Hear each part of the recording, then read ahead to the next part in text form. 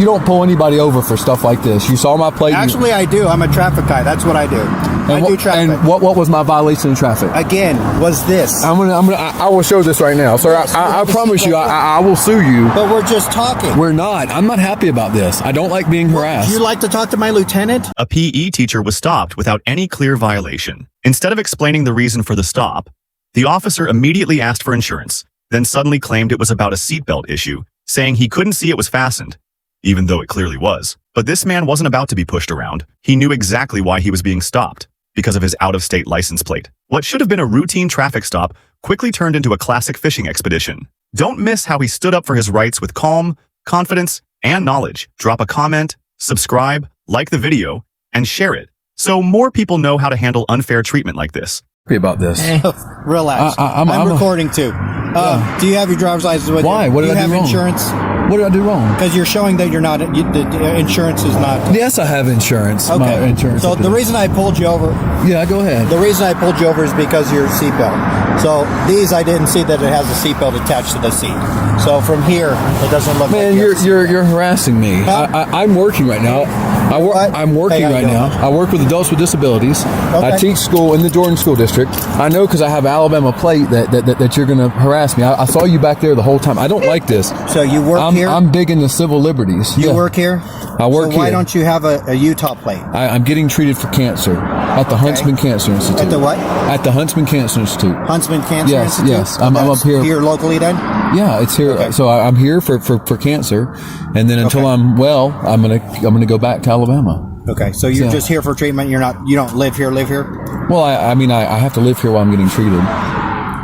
What I mean is, you don't have like a house here and a full residency. Like, this is not your home. No, I don't have a home in Alabama. Exactly. Okay, that's what I meant to say. Yeah, but what upsets me is that I knew you saw the Alabama plate. It's a 2003 Pontiac Boulevard, which I got here, and you were going to pull me over. I told him. I said he's going to pull me over.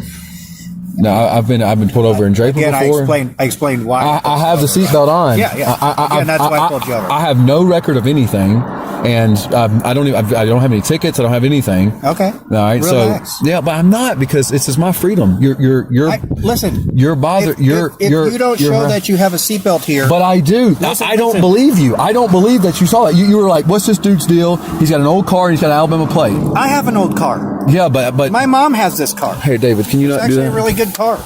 You're stereotyping me.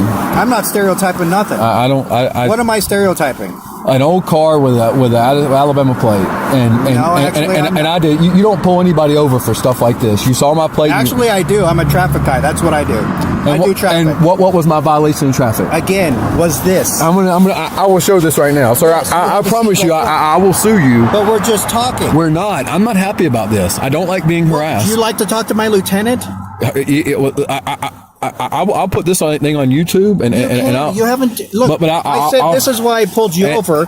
You have the seatbelt. I didn't realize it was attached to this. So there you go.